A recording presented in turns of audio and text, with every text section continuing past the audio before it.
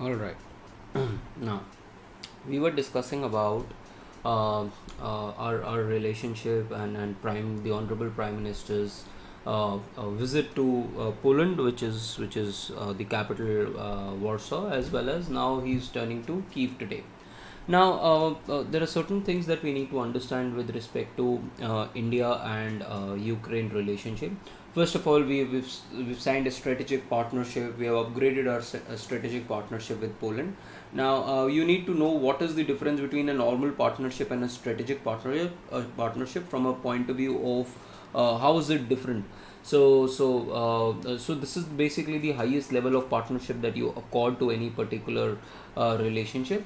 And we've already discussed in yesterday's paper and day before yesterday's paper that typically India was looking at all the European countries, the entire Europe, from an arm's length distance. So the philosophy of NATO, or the philosophy of non-aligned movement, was that of keeping everyone at arm's length, but still at the same point of time you had a special relationship with USSR, and you were seeing the entire European relationship as a zero sum game, as if your relationship with any of these countries would improve, then your relationship with Soviet Union would go down. But this is not how we've also talked about the fact that this is not how Russia views our relationship. Now, what we will talk about today is that Russia is also a supplier of huge armor, has been a supplier of armaments to Pakistan. It has a cozy relationship with China now. So when Russia doesn't see, Russia doesn't see India from a zero sum game perspective, that it can have a good relationship with India as well as it can have a good relationship with China and Pakistan. So should India also have a relationship. So what we have moved from having an arm's length relationship with all countries to a close relationship with all countries in Europe, and that's why you see there is an outreach of Indian foreign dispensation into all the countries of Europe, and not just the prominent ones, which is Germany, France, UK, and Russia. So this has been the change in strategy, and as a part of this change in strategy, the honorable prime minister is visiting these two states. Now, let's go into the explain page to understand this more. So if you go to the explain page, so Europe's push, India's agency, why Modi visit to Kiev is significant. As I told you that before, in the Cold War, we were not basically visiting we were visiting these states. For example, the prime ministers did go to Poland, but at the same point of time it went to Poland because Poland was part of what is called as Warsaw Pact. So Poland was closely an ally of USSR before its dissolution, but after 1989, it has moved away and moved closer to the west, and therefore we did not pay in any heed to that relationship. Now, could there be a Ukraine? Could Ukraine impact? Could the visit to Ukraine impact India's relationship with Russia? No. We are having two different relationships, as we have talked about the fact that India and Russia have a very strong relationship, and India helped Russia in terms of during the times of conflict, even during the times of being on the hot seat, when being answered the fact that India is buying oil from Russia despite the sanctions, and at the same point of time, Russia is now is basically engaging with China in terms of militarily as well. So these are independent relationships. If they are independent relationships, they are not a zero sum game. Then the significance is that, as I told you, the significance is that we are moving out of this big four philosophy, and we are trying to maintain close relationship with all countries, which we call as Vishwa Bandhu. Now, another good article that is there sorry another good article that is there is this, Anastasia, whatever her Piluski. So she's I think she is from Ukraine. Now, what this article says is that, and this is something new. Now, India has had a very close relationship with Russia. Now, this brings this Russian relationship at a critical point of view. So it is a very critical analysis of India's relationship with Russia, and therefore you should read it to understand the perspective, an alternative perspective to what we hear. Now, India has been walking between Russia and Ukraine, and also between it, India has also tried to a balance between China and US. But at the same point of time, when the Indian Prime Minister visited Putin 6 weeks ago, during the same time there was this deadly attack on a hospital building, which killed a lot of people in Ukraine. Now, the honorable Prime Minister did say that his heart pains because of the needless deaths that happened. But we need to go beyond and understand the entire India Russia relationship, and how Russia is also dealing with other countries. Now, there are number of Indians we have already talked about, who are now trapped in the Russian army, because they were basically told that they will get enough money. But the 69 Indians who have been duped into fighting for Russian forces have never been repatriated. The other thing is, China is now become a close ally to Russia, and this is something which is strategically possibly something which India should be concerned about.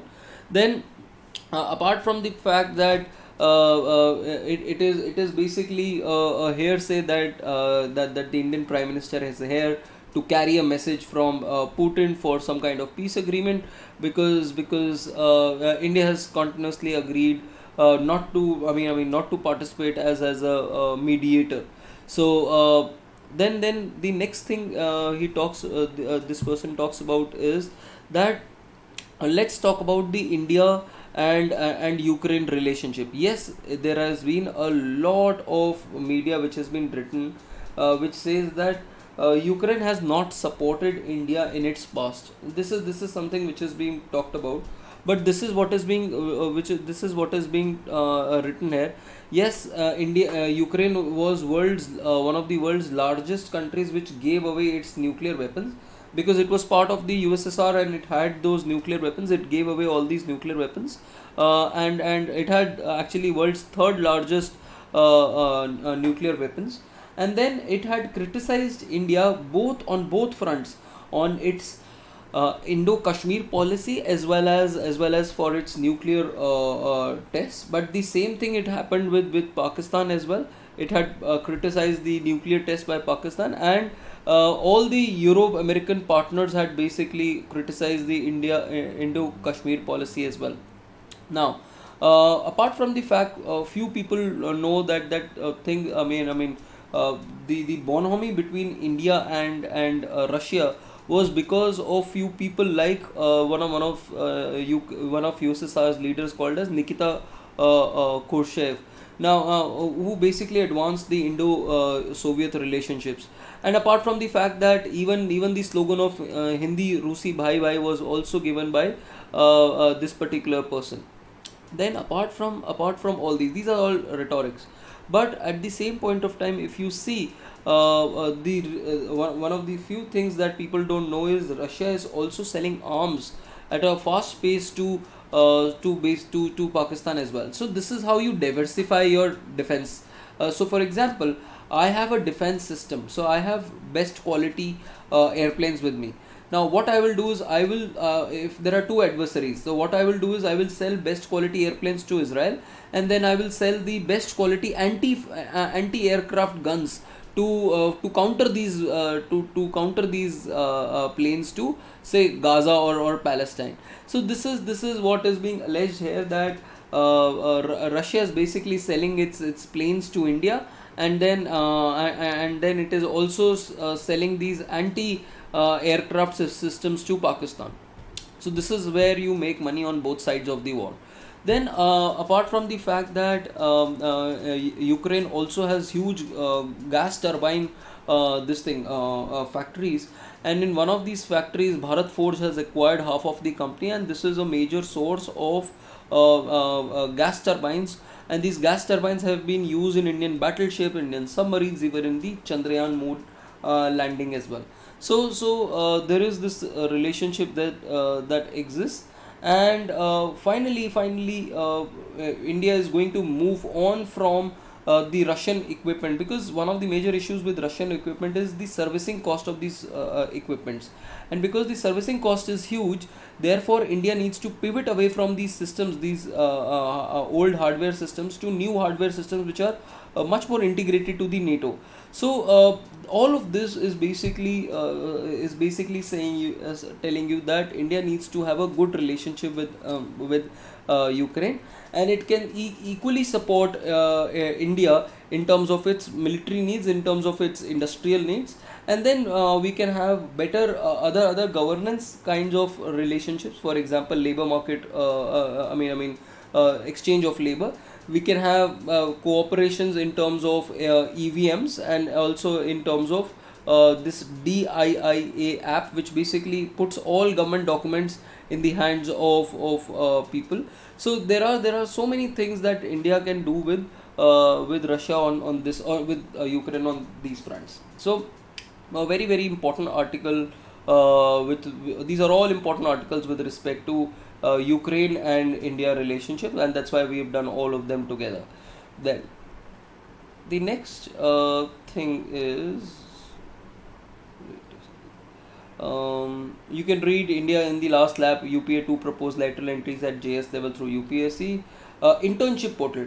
Now remember the budget, what the budget has said, that we will provide in the next 5 years, we will provide 1 crore internships, and we'll also pay, the government also said that we'll pay these interns as well. Now the internship portal is going to be launched, and it will have these top 500 companies which will put out the skill sets that the applicants require, and then people who have these skill set can actually apply for these opportunities, and then get further skill through the apprenticeship scheme. But people from certain background will not be allowed to be a part of this. For example, if you are a part of a part of IIT, IIM, chartered accountant, cost accountants, if you are paying income tax, if your parents are in government service, you will not be allowed for this. And you will have a quota system where basically companies under their CSR funds will be allocating these funds for the internships, and you have to train people through internships in their respective areas. So this is the new portal which will be launched. Then let's come to the explained page. This one article on explained page.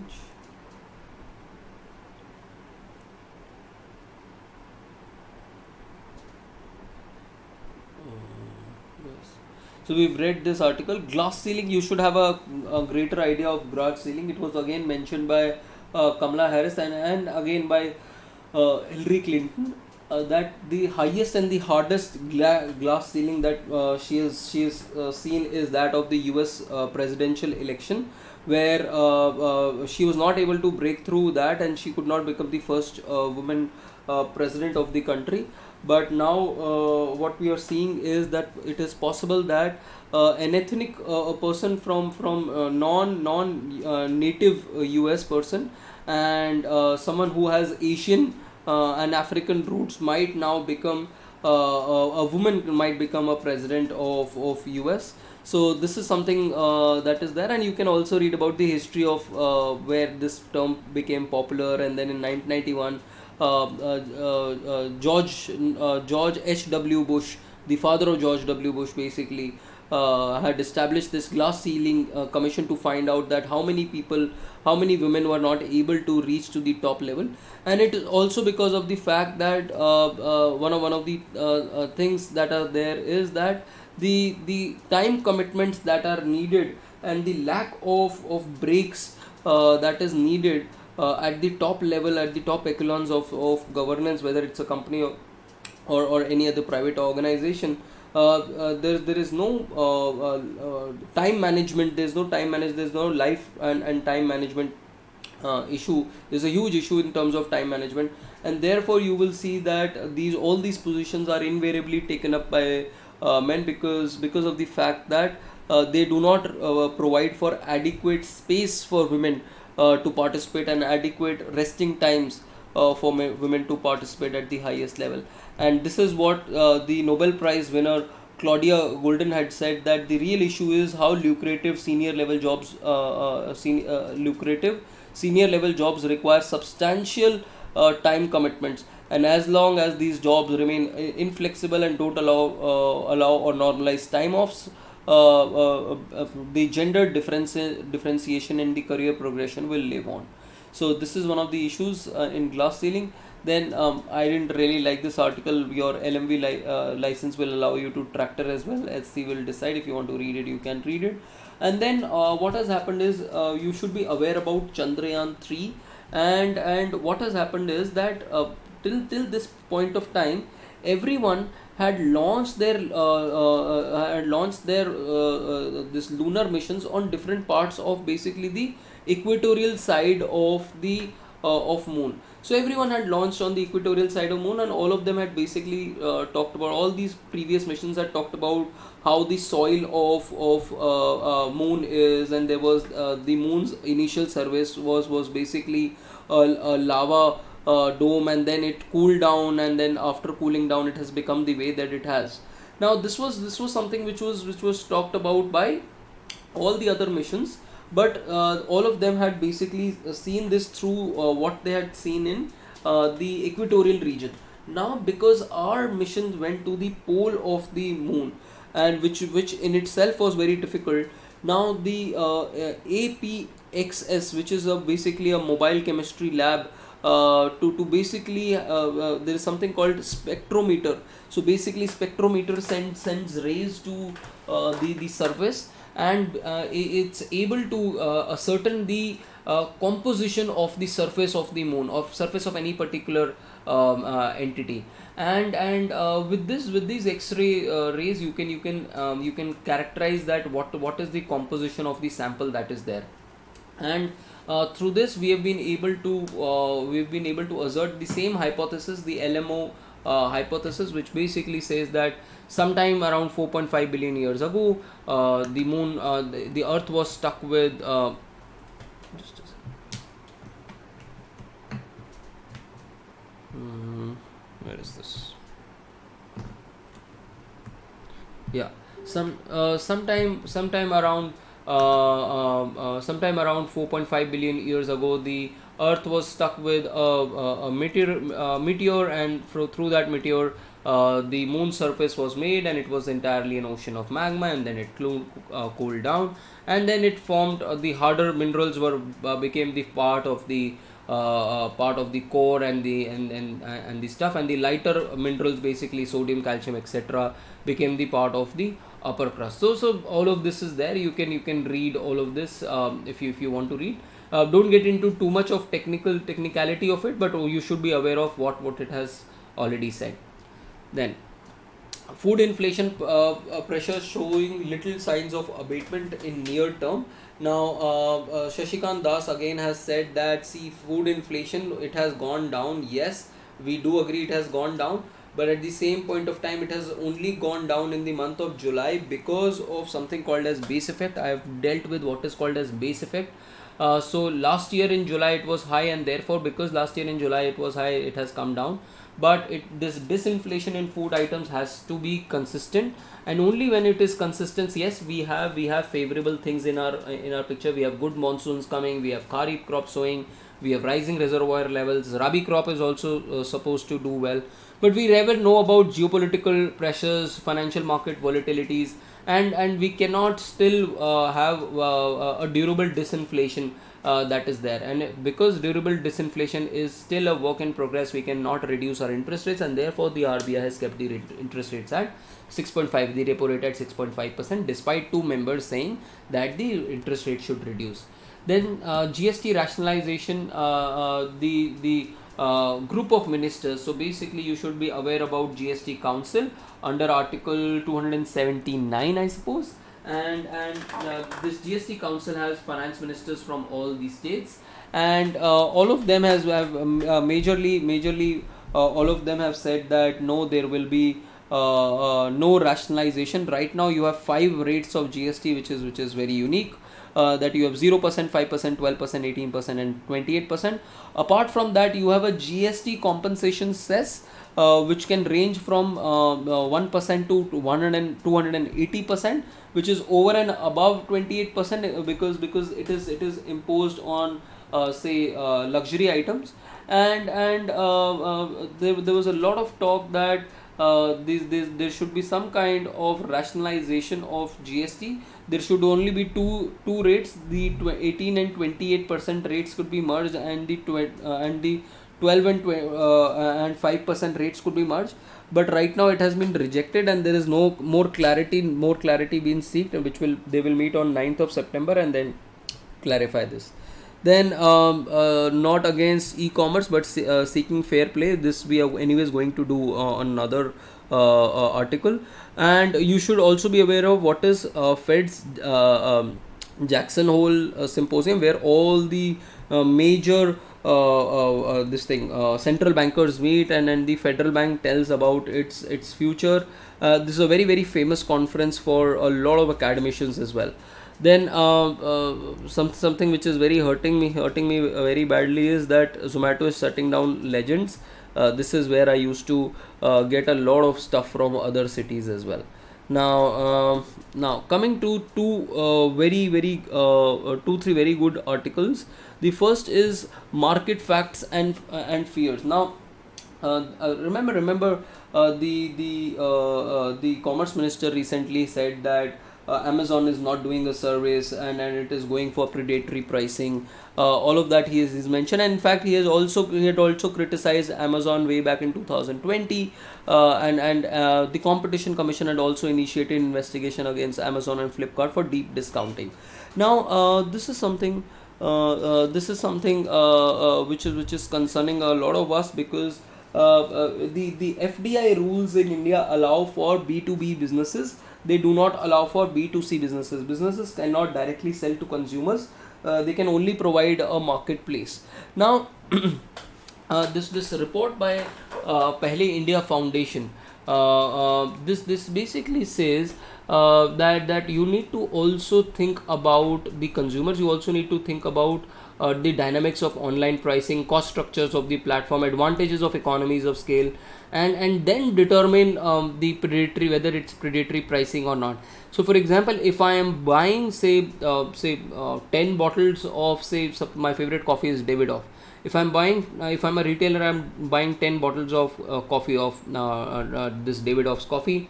It might cost me around say 400 rupees or even 450 rupees, and I'm selling it at 600 rupees. But suppose someone like a huge retailer, a huge wholesaler who's buying say 5,000 units of it, it might cost him 300 rupees, and therefore he can sell it at 400 rupees. So is that deep discounting? Is that or is that economies of scale?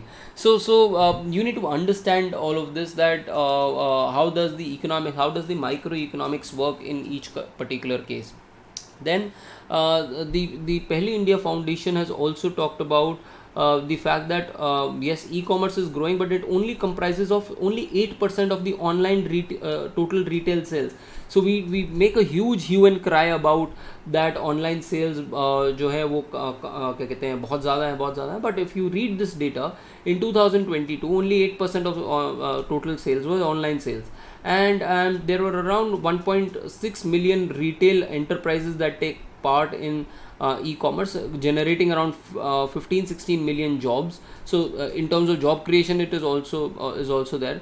And now we need to integrate the integration of these platforms in the smaller cities have also helped. So and this is not traditionally at the cost of brick and mortar stores. So we need to go beyond the rhetoric and understand on the ground through numbers that what has been the impact of the online system. Yes, the Competition Commission of India should have a watch on each particular sector, but at the same point of time, without data, we should not criticize any particular entity. Then Tripura floods. Read about Tripura's floods. Now, what has happened is that we need to build this climate resilience. Now, flooding is something. Now, remember, now we have these phases of La Nina and El Nino. Now, because this is the phase of La Nina, the entire country is being pounded by a lot of rainfall, and now what has happened is Agartala, Tripura's capital, has basically been flooded because of heavy rainfalls, and because of that, the rivers are basically running at a very high this thing, and people are basically devising their own ways for public safety, for mitigation of flood. Lots of people have now been sent to these relief camps. But these are all the scientists are basically saying that these are all part of climate change, and we need to be aware about this. And whether it's your land slides, or whether it's this thing rains, we need to have better observation, we need to have better weather bureaus, we need to have better coordinators, so that we can warn people in ahead that this is what is happening. For example, in Kerala, because there was so much of rainfall, they should have been messaging to people that see, a landslide is now imminent, and therefore you need to start taking measures. So all of this is something that we need to take care of, and just announcing financial measures and financial assistance will not go forward. We need to have climate resilience with respect to all of this. Then a very good article, folks, with respect to managing political risk. This is the last article that we are going to cover. What this particular article says is that we need to also invest in political risk. Now, suppose I am a company which is investing in Bangladesh. Now, because I don't have enough data with me with respect to what is happening in Bangladesh politics, I am investing just because of the fact that the Honorable Prime Minister has told me that okay, Bangladesh is a good particular country. I have good relations with Sheikh Hasina. You should invest in this particular business, and then we can and then you can earn money through it. But what happens if the Prime Minister changes? What happens if there is a political risk in Bangladesh? So therefore, typically what Indian firms have done is that Indian firms have also had a very good relationship within each country by say playing golf with people that matter, or say political protection, securing political connection. Then also consulting the Indian ambassador. For example, the Indian ambassador to Bangladesh can tell you something about what is happening in business there, and these diplomats after their retirement can also become part of these companies as well.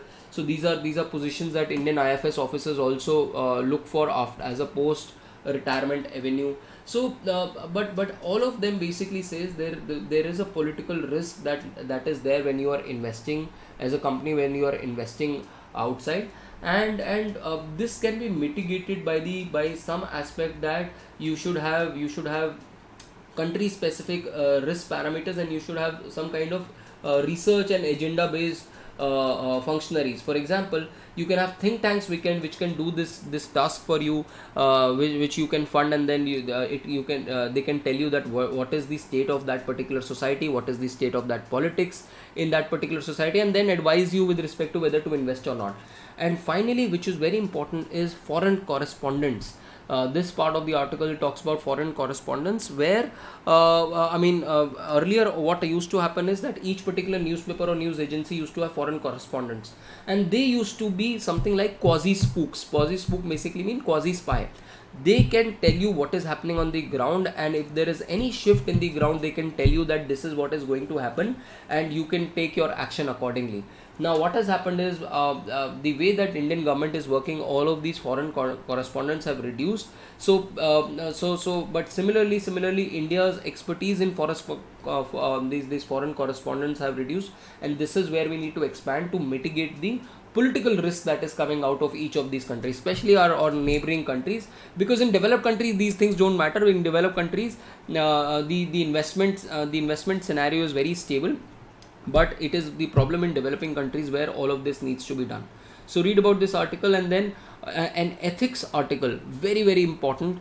You need to read about what is passive euthanasia and what is active euthanasia. This is an article with respect to rice tube.